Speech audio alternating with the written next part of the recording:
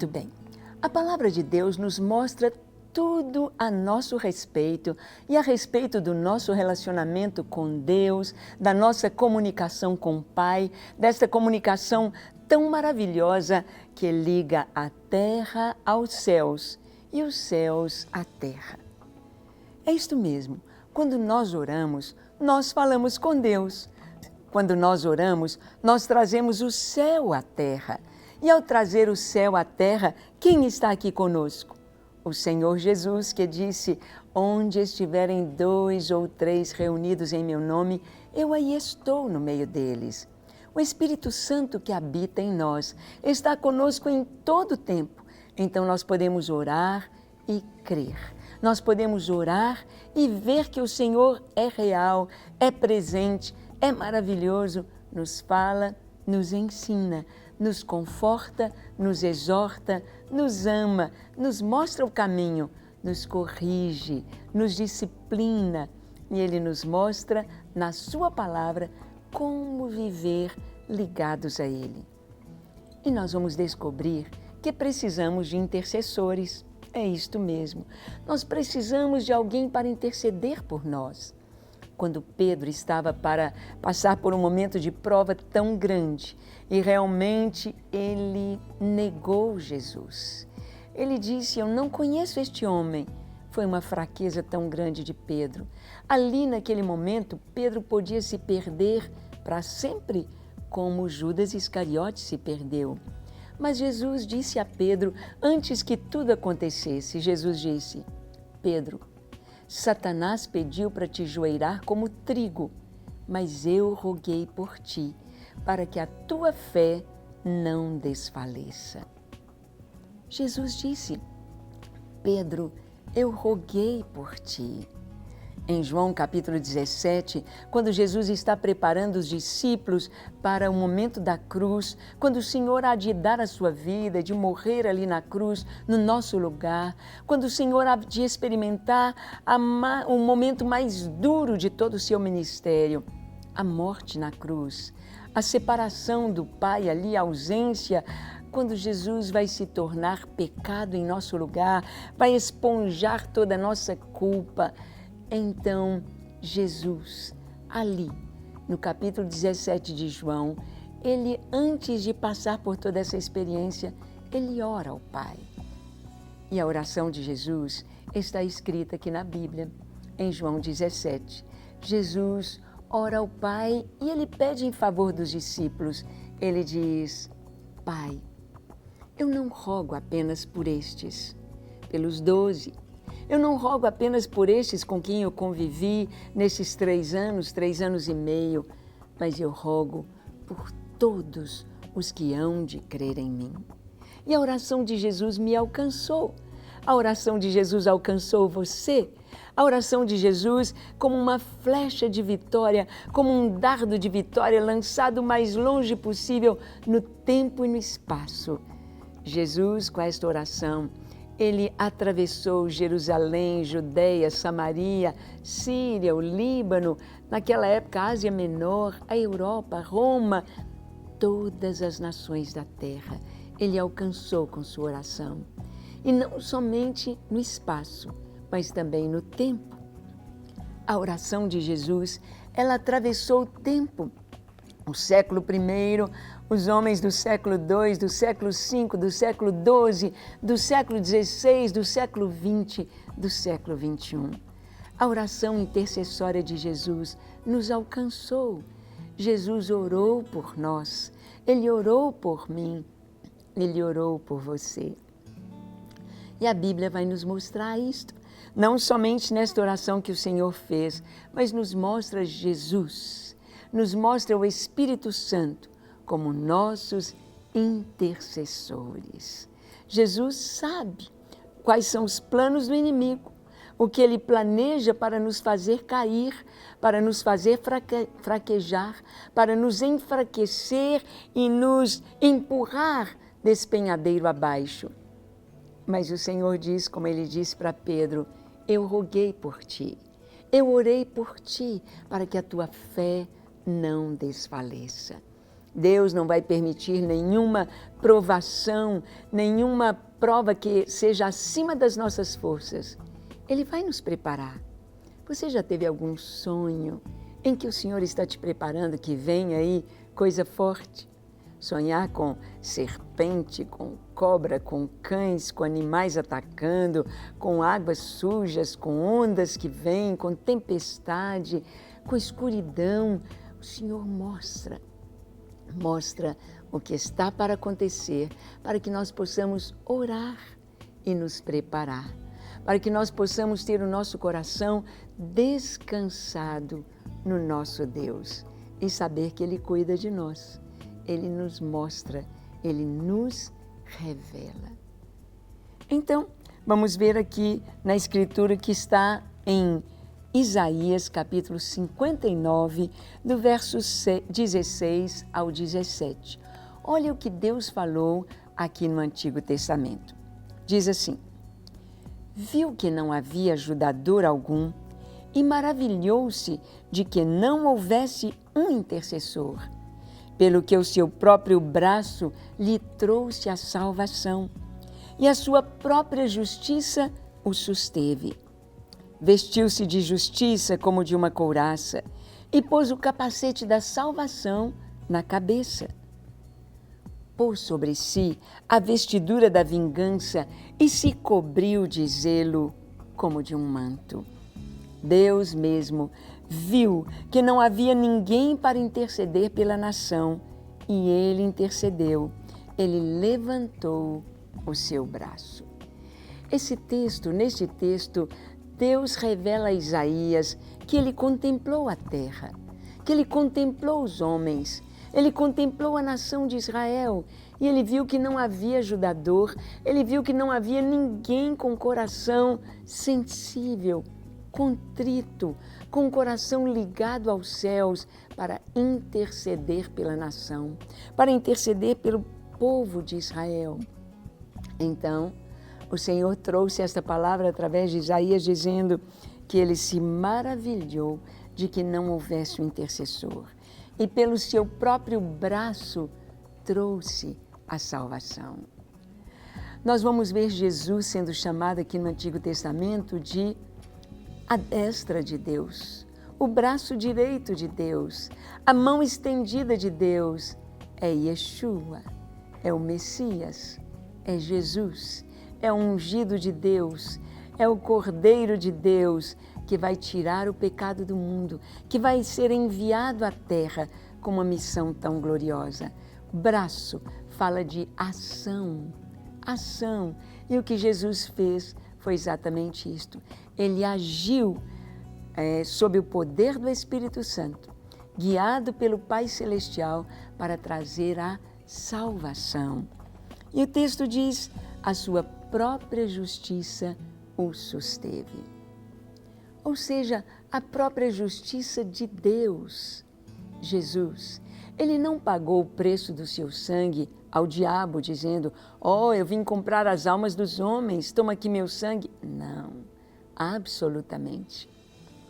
Porque o diabo não é dono de nada e de ninguém, mas Jesus ofereceu o seu sangue à justiça de Deus. A justiça de Deus, assim como o sangue dos animais era recolhido numa bacia e era aspergido sobre as 4 pontas do altar de bronze, simbolizando remissão dos pecados, o perdão de Deus. Aquelas pontas, aqueles chifres, era o ponto mais alto do altar, ou seja, o ponto mais alto do julgamento, porque bronze simboliza julgamento.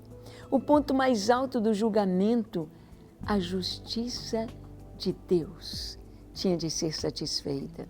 Pecou, tinha de haver morte. Mas Jesus veio como Cordeiro de Deus, derramou seu sangue em nosso lugar, para que a justiça de Deus fosse satisfeita. Jesus ofereceu seu sangue à justiça de Deus, por isso diz: a sua própria justiça o susteve. Nós somos vestidos da justiça de Cristo.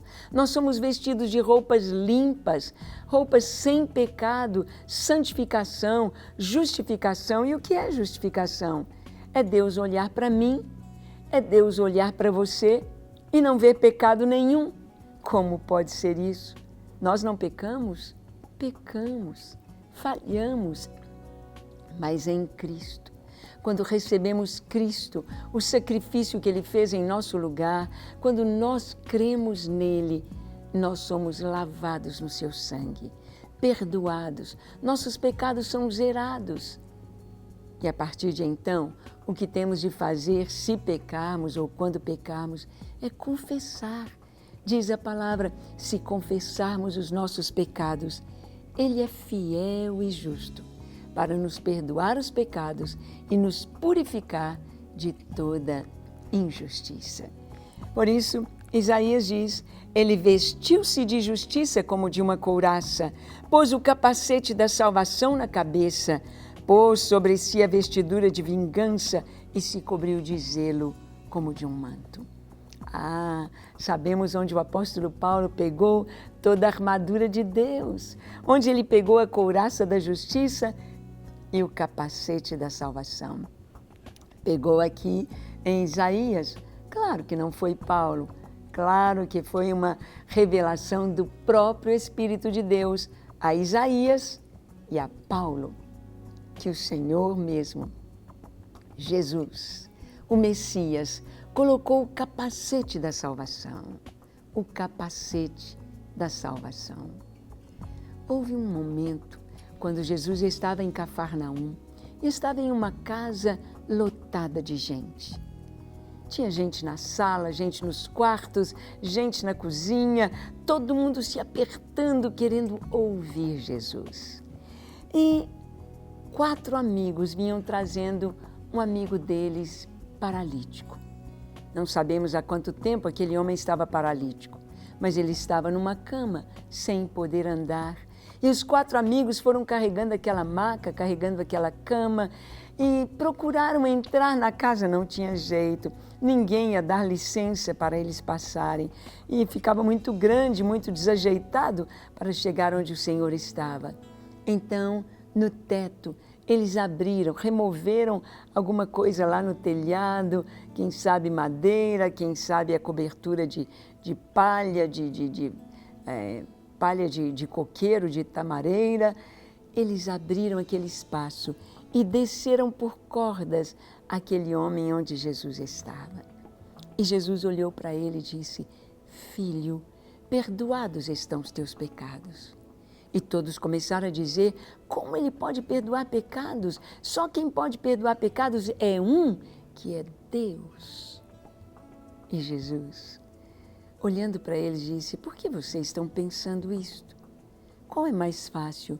Dizer para ele, levanta, toma o teu leito e anda?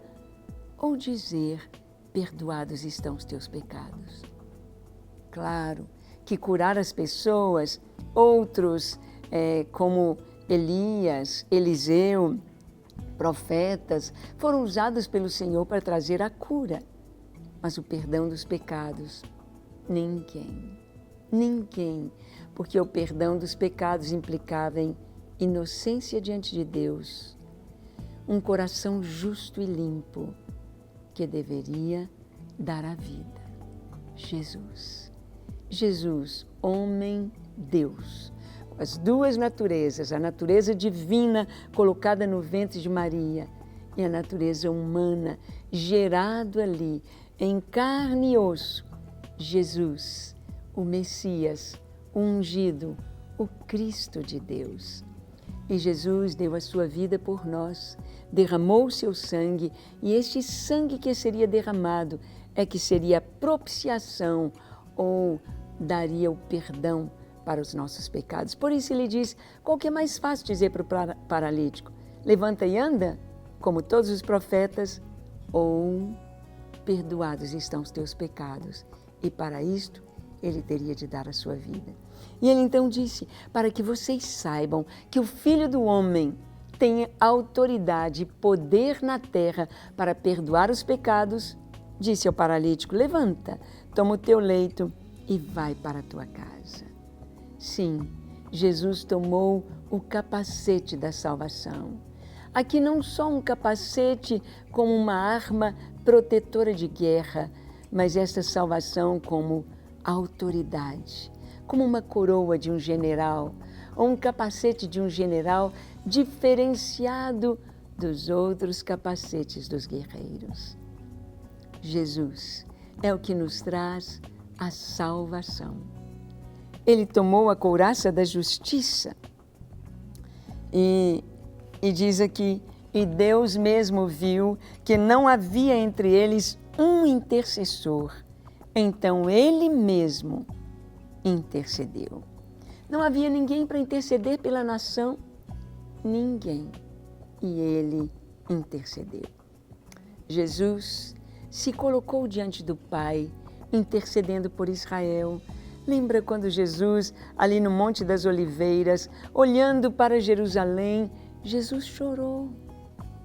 E Jesus disse, Jerusalém, Jerusalém, que matas os profetas, que apedrejas os que a ti são enviados. Quantas vezes eu quis ajuntar os teus filhos debaixo das asas, como a galinha faz com os pintinhos. Mas você não quis. Você não conheceu o dia da sua visitação. Por isso, você vai passar por tantas coisas tão difíceis, Jerusalém. Tantas coisas tão terríveis, ó Jerusalém. 40 anos depois que Jesus disse isto, Jerusalém foi arrasada pelos romanos. Hoje, depois de 1948, Jerusalém passa a ter vida, passa a ter alegria, foi conquistada em 1967 e o bairro judeu ali está a parte, ainda tem a parte armênia, árabe, a parte cristã, a parte dos judeus.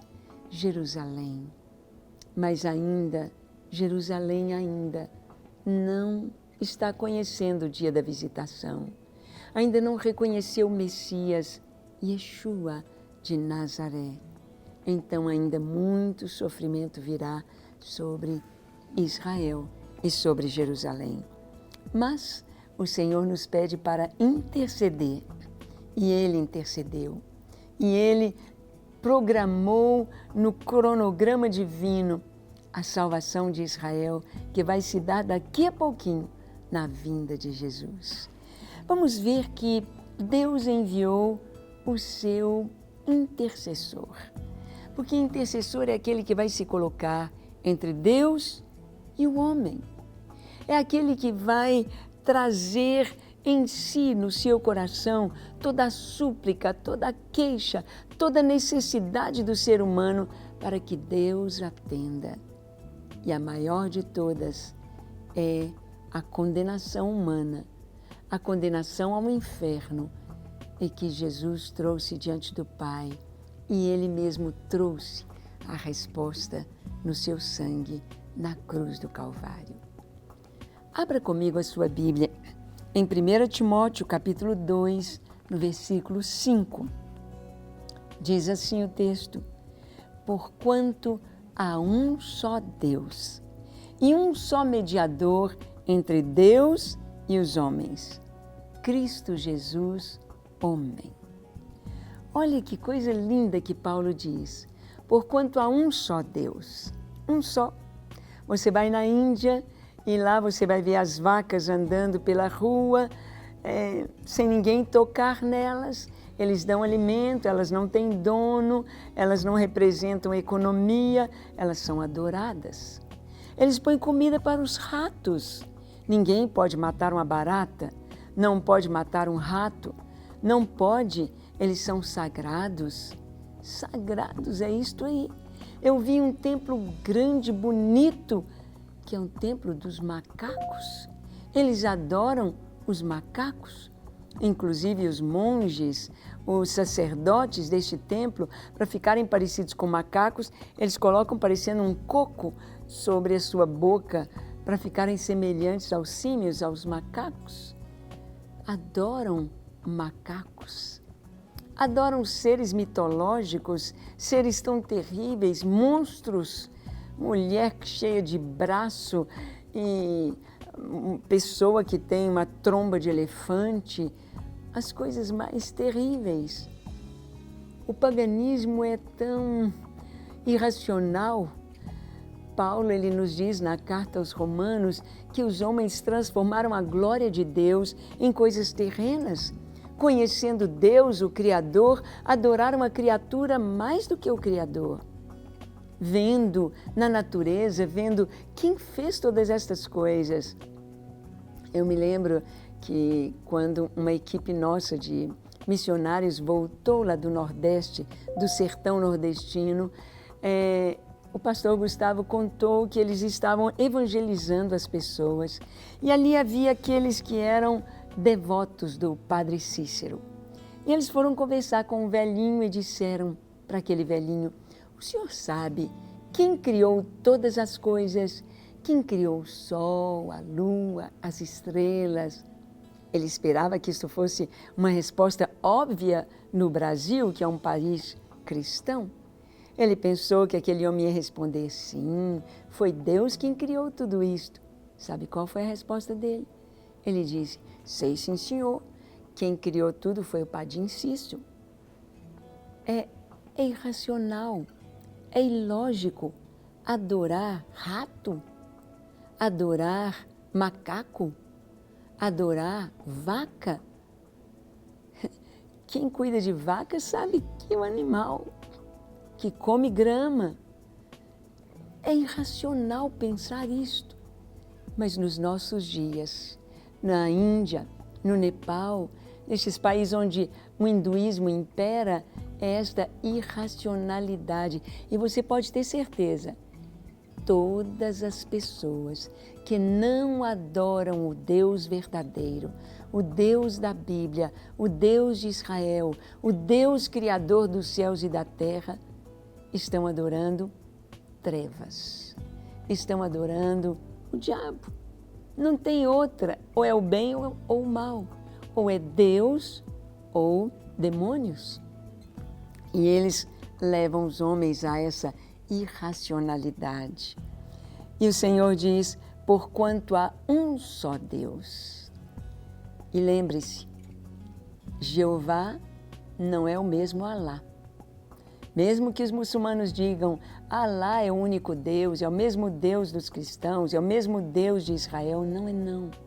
O Deus de Israel, o Deus da Bíblia, o Deus dos cristãos, o Deus verdadeiro, o Deus criador, é um Deus de amor, é um Deus de salvação, é um Deus de perdão. É um Deus que não somente nos leva ao paraíso, nos leva à vida eterna de gozo com Ele, mas Ele nos favorece aqui na terra uma vida de amor, de perdão, de salvação. O paraíso começa aqui, para quem é um crente, porque a segurança da salvação torna a vida leve, mesmo debaixo de circunstâncias difíceis. Isto mesmo. E há um só mediador, diz a palavra, entre Deus e os homens. E esse mediador é Cristo Jesus, homem. Ele pode dar a mão para os homens e a outra mão para o Pai, unindo-nos. Cristo, através da sua cruz, através da morte no Calvário, Ele nos deu a salvação para todo o que nele crê. E se você crê, você pode ser salvo, agora mesmo. Abra também comigo a sua Bíblia em Romanos 8, vamos ler o verso 26 e o 27. Romanos 8, 26, 27, diz assim: também o Espírito, semelhantemente, nos assiste na nossa fraqueza, porque não sabemos orar como convém, mas o mesmo Espírito intercede por nós sobremaneira com gemidos inexprimíveis. É isto aí. Nós temos estes dois intercessores. Jesus, que é o mediador entre o Pai e os homens. Jesus, que intercede por nós, está sentado à destra da majestade do trono do Pai, intercede por nós. E o Espírito Santo, que intercede por nós com gemidos inexprimíveis. O Espírito Santo habita em nós e Ele intercede por nós. Que delícia, que tranquilidade, que bênção saber que nós temos estes dois intercessores tão maravilhosos. Nunca estamos sozinhos. Nunca vamos passar por um vale de sombra e de morte, um vale de lutas e de guerra espiritual. Nunca vamos passar por um vale de entrega sem a presença, sem a ajuda, sem a intercessão do Espírito Santo e do Senhor Jesus. Eu e você temos estes dois intercessores maravilhosos. Não importa o que você esteja passando, Deus, através de Jesus, do Espírito Santo, Ele intercede por nós e Deus ouve, e Deus responde, e Deus nos abençoa, e Deus nos supre, Deus nos cura, Deus nos guarda. É tão lindo saber isso. É tão maravilhoso poder experimentar esta bênção em nosso viver. Eu creio que você já deve ter tido muitas experiências com o Senhor, se você é salvo. Experiências do cuidado, do Senhor guardar, do Senhor dirigir, do Senhor cuidar. Ele cuida de nós. Ele intercede por nós. Ele está conosco. Ele acompanha os nossos passos, passo a passo, o nosso viver. Jamais estamos sozinhos. Você pode ter certeza disso. Mas, se você ainda não conhece Jesus como seu Senhor e Salvador, você pode hoje entregar a sua vida a Ele. Você pode hoje experimentar a salvação, a presença dEle em seu coração e ter estes dois intercessores cobrindo a sua vida dia e noite.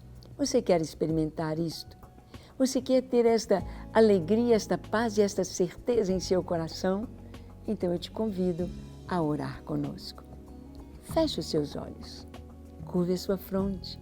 Se for possível, se ajoelhe aí onde você está e ore comigo dizendo assim: Senhor, reconheço que eu sou um pecador e tenho vivido longe dos teus caminhos. Reconheço que preciso de Ti, preciso da Tua paz, preciso do Teu perdão, preciso do Teu amor, preciso da Tua resposta, do Teu suprimento. Preciso de Ti, Senhor, do Teu refúgio, do Teu escudo sobre a minha vida. Livra-me, protege-me e dá-me certeza de salvação. Eu preciso ter esta certeza para caminhar seguro e descansar em Ti. Por isto, nesta hora, Te dou a minha vida, Te dou o meu coração. Recebe-me, Senhor, e enche-me do Teu Espírito Santo para que eu seja guiado por Ti, para que eu Te conheça e viva em Tua presença todos os dias da minha vida. Recebe-me, Jesus, eu me entrego a Ti. E, Pai, nós oramos pelas pessoas que nos assistem, cada uma delas com suas necessidades, com a sua busca. Ó Jesus, eu sei que Tu intercedes por elas. Nesta hora, receba cada uma dessas pessoas a Tua paz, o Teu amor, a Tua presença, a Tua salvação, a Tua alegria, a Tua vida. Recebam agora este toque glorioso do Senhor, esta paz que excede todo entendimento. Sejam cheios do Espírito Santo e andem em novidade de vida. Sejam curados os enfermos, libertos os oprimidos e a Tua presença seja real em cada lar, para a glória do Teu nome. Nós oramos no nome de Jesus. Amém, amém e amém. Para receber todas as novidades do canal, inscreva-se e, se curtir o vídeo, clique em gostei. Aproveite para acompanhar a Rede Super nas redes sociais.